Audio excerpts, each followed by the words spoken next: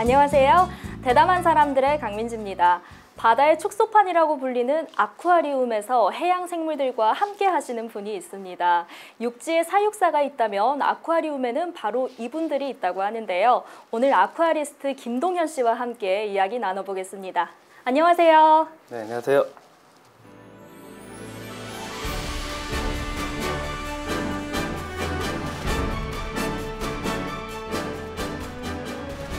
아쿠아리움은 굉장히 많이 들어봤는데 아쿠아리스트는 조금 생소하거든요. 어떤 일을 하는 직업이에요? 아쿠아리스트를 간단하게 설명하자면 아쿠아리움에서 살고 있는 해양생물들의 엄마 아빠라고 엄마, 보시면 아빠? 되고요. 네. 또는 뭐 해양생물들의 관리자라고 생각하시면 될 것 같습니다. 진짜 그러면 해양 생물과 관련한 모든 일을 다 하시는 거네요? 네, 맞습니다. 아쿠아리움에서 일어나는 모든 일들을 아쿠아리스트들이 다 하고 있습니다. 아쿠아리스트의 하루 일과는 어떻게 되나요? 출근하면 뭐 하세요? 보통 아쿠아리스트는 담당 수조가 있는데요. 그래서 아쿠아리스트들이 밤새도록 그 담당 수조에 살고 있는 해양생물들이 뭐 무탈하게 잘 있었는지, 그 다음에 뭐 디스플레이라든지 뭐 LSS 시스템이 잘 가동되는지 그부터 시작해서 그 다음에는 이제 관람객 맞이 준비를 청소까지 하고 있습니다. 아, 청소도 다 직접 하시나 봐요. 하신 지는 얼마나 되셨어요? 제가 일한 지는 한 10년 정도 된 것 같습니다. 오, 베테랑이실 것 같은데 담당 수조는 어디예요? 큰 수조들과 이제 대형 가오리류, 대형 상어류 같은 대형 어종들을 맡고 있습니다. 와, 그럼 대형 상어랑 가오리면 조금 위험하지는 않아요? 뭐 야생성이 있어서 위험하기는 한데요. 저는 무섭다고는 생각한 적이 없어서. 한 번도요? 네, 없습니다. 그럼 들어가실 때는 맨몸으로 들어가시진 않으시죠?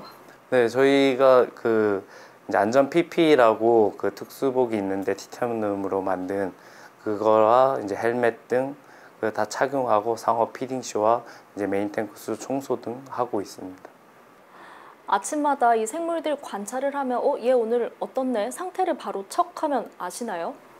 네, 알 수 있습니다. 일단은 해양생물들이 이제 아침에 왔을 때 이제 보통 유형 상태라든지 체표 이런데 눈으로 봤을 때도 기생충이 보이거든요. 아, 그래요? 네, 그리고 호흡수 뭐 이런 특히 그리고 저희가 피딩을 하다가 먹이를 줄 때 잘 먹던 애가 밥을 잘 안 먹네.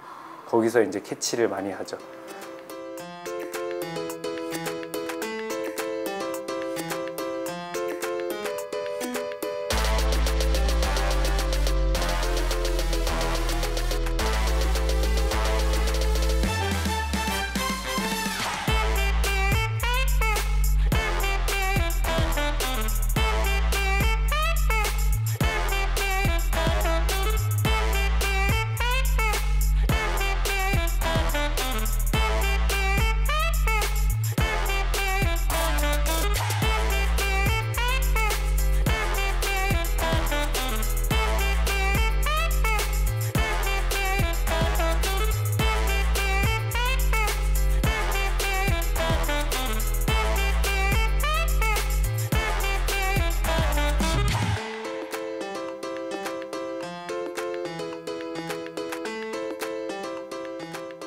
아쿠아리움에는 해양 생물들이 몇 종? 뭐 종류가 얼마나 많아요? 저희 아쿠아리움에서는 250여 종, 1만여 마리 정도 전시되고 있습니다. 그 중에서도 사람들이 모를 만한 뭐 희귀한 생물들도 있죠? 신기해할 만한 게 있어요? 변장상어라는 상어가 전시되고 있는데요. 이 친구들은 특이하게 물 밖에서도 2시간 동안 숨을 쉴 수 있고 지느러미를 이용해서 물 밖에서도 걸어 다닐 수도 있습니다. 다리가 있어요? 다리가 있는 건 아닌데 가슴 지느러미를 이용해서. 우와! 네. 진짜 걸어 다녀요? 네, 진짜 걸어 다닙니다. 약간 상상이 안 돼. 상어가 나와서 걷는 게. 네, 애플러샤크는 또 다른 별명도 가지고 있는데 워킹샤크라는. 워킹샤크? 네, 오, 저 잘 왔으니까 걸어다녀서. 완전 보러 가야 되겠는데요? 이따 내려가시면 보실 수 있을 겁니다. 그럼 그런 상어들도 직접 다 관리를 하시는 거예요? 네, 뭐 많은 상어들을 전시하고 뭐 번식도 하고 있습니다. 번식도 하세요? 네. 생각보다 하는 일이 다양한 것 같은데 그럼 번식은 도대체 어떻게 하는 거예요? 보통 상어 같은 경우는 온도 차를 조금 주면은 이제 번식하는 방법이 있는데 되게 다양한 방법으로 번식 유도를 합니다. 그 중에서 이제 이제 온도차를 주면은 그 상어 껍데기 아래 있던 난항에서 발생이 이루어지거든요. 그 다음에 난항을 먹고 자라는 이제 작은 애기 상어가 한 100일 정도 있으면은 부화를 하게 됩니다. 100일이나 있어야 돼요? 네. 부화를 하기 전에 저희가 이제 인위적으로 까주는 경우도 있습니다. 나오다가 걸려가지고 이렇게 폐사하는 경우도 있고 이래서 저희가 까주기도 하고. 네, 손으로 그렇습니다. 이렇게 다 직접 까주시는 거예요? 껍질 이렇게. 네, 그렇습니다. 번식 과정은 처음 들어봐서 상상이 잘 안 되는데 그 전 과정을 보시면 진짜 내 새끼 낳는 기분 듣겠어요. 네, 제가 처음에 이제 이 직업에 대한 성취감이라든지 뿌듯함을 많이 느꼈던 게 그 상어 번식하면서 이 직업이 저랑 잘 맞는다고 생각도 많이 했었습니다. 아쿠아리움 하면 생각나는 게 관람객들을 위한 공연이 가장 먼저 떠오르거든요. 네. 그런 것도 직접 참여를 하시나요? 저는 지금 상어 생태 설명회와 상어 피딩 쇼를 하고 있습니다. 상어 피딩쇼는 어떻게 하는 거예요? 상어 피딩 쇼는 이제 어느 정도 다이빙에 이제 자격이 있는 친구들, 이제 최고참 베테랑이시니까요. 스킬이 네. 좀 올라온 친구들이라든지 그리고 또 이 친구들이 자신감이 있어야 되거든요. 상어 수조에 들어가서 무서워하는 친구들이 그렇죠. 간혹 있기 때문에 그런 친구들은 자기 스킬이 좀 더 올려올 때까지는 안 하는 경우도 있고요. 저희 근데 상어 피딩 쇼를 하기 위해서 이제 그런 자격을 갖추면 이제 상어 피딩 쇼 교육을 받고 그 다음에 아까 말씀드린 그 특수 티타늄으로 된 샤크 아머와 헬멧, 안전 PPE 같은 걸 착용을 해서 그걸 입고 상어 피딩 쇼를 합니다. 보통 이제 상어들이 이제 먹이를 갖고 들어가면은 이제 먹이 냄새가 나고 이러니까 오겠네요? 접근하고 이럴 때 있습니다. There's a place called Kokomo. That's where you wanna go to get away from it all. Bodies in the sand, tropical drink melting in your hand. We'll be falling in love to the rhythm of a steel drum band. Down in Aruba, Jamaica, ooh, I wanna take you Bermuda, Bahama. Come on, pretty mama, Key Largo, Montego, baby, why don't we go? We'll get there fast and then we take it slow. That's where we wanna go. We're down to Martinique. 혹시 동현 씨 성격이랑 가장 잘 맞는, 궁합이 잘 맞는 해양 생물도 있어요? 거북이 같은 경우는 제가 또 구조한 개체가 한 마리 있습니다. 붉은 바다 거북이라고 기장 대변항에서 2015년도 7월쯤에 구조했는데 해경에 연락을 받고 출동해 보니까 이 친구가 왼쪽 전지지느러미의 그물과 이불 이런 게 많이 감겨서 저희가 물속에 들어가서 그 이불 같은 거 그물들 제거하고 저희 치료 기관으로 옮겼거든요.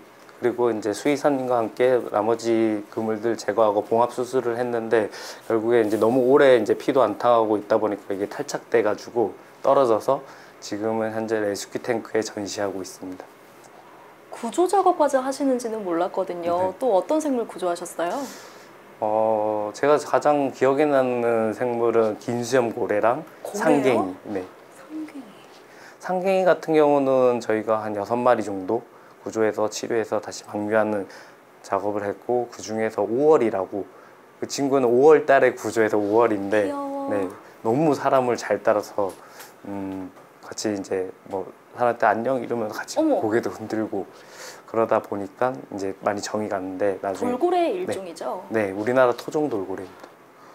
그래서 거제 이수도에 가서 다시 서식지로 방류하는 것까지 하고 이렇게 가는 모습까지 이렇게 그때 고프로를 가슴에 달고 이렇게 촬영해서 보는데 좀 뭉클하기도 근데 하더라고요. 전 그것도 궁금해요. 이 친구들한테 GPS가 달려있는 게 아니잖아요. 네. 구조는 어떻게 하는 거예요? 과정이 어떻게 되는지 궁금해요. 보통 상갱이 같은 경우는 우리나라 전역에 퍼져 있는데 보통 저희 남해 쪽에서 저희 부산 아쿠아리움이라든지 여수 아쿠아리움 다른 기관에서 구조할 수 있는 게 남해는 정치망으로 되어 있거든요. 그리고 서해는 안감망이라고 물 속에 있습니다. 고래들이 들어가면은 보통 폐사해서 숨을 못 쉬니까 잘못 들어갔을 때 폐사해서 이제 폐사한 경우에서 치료 그게 없지만 정치만 같은 경우면은 이게 들어가도 숨을 계속 쉴 수 있거든요. 그때 이제 많이 뭐 뼈가 보일 정도로 많이 정치만 그물에 쓸리거나 이랬을 때 같이 그 수의사님이랑 판단하에 코엠과 판단하에 같이 데리고 와가지고 치료하는 게 있습니다. 근데 그 고래는 엄청 크잖아요. 네. 고래는 어떻게 구조하신 거예요? 긴수영 고래는 2015년 2월쯤 연락이 왔나요? 통영 멍게 양식장에서 연락이 와서 제가 그날 쉬는 날이었거든요. 쉬는 날이었는데 이제 저희도 그 구축 실험에서 구조 활동하는 거는 사실 좀 아쿠아리스트들의 그 사명감, 봉사 정신이 좀 있지 않으면 하기 힘들기 때문에 저도 쉬는 날이었는데 이제 다 아쿠아리움도 근무하는 최소 인원 빼고 나머지 직원들이 이제 갔거든요. 그래서 쉬는 날 따라갔는데 이제 그물이 꼬리에 3줄 정도 잠겨 있었습니다. 근데 저희가 이제 가서 2줄 정도 끊고 근데 너무 날도 어두워지고 이제 꼬리가 이제 막 움직이니까 위험하다고 판단해서 그죠, 가만히 있진 네. 않을 테니까요. 내일 다시 구조하자 이러고 나왔는데 그 다음날 가니까 이제 사라졌더라고요. 네, 김수영 고래 같은 경우는 전 세계에 한 300여 마리 정도밖에 없어서 멸종 위기종입니다. 몇 미터 정도 돼요? 한 10m 정도? 그때 당시 발견했을 때 10m 정도였고 우리나라에서는 한 40년 만에 그때 처음 발견된 거.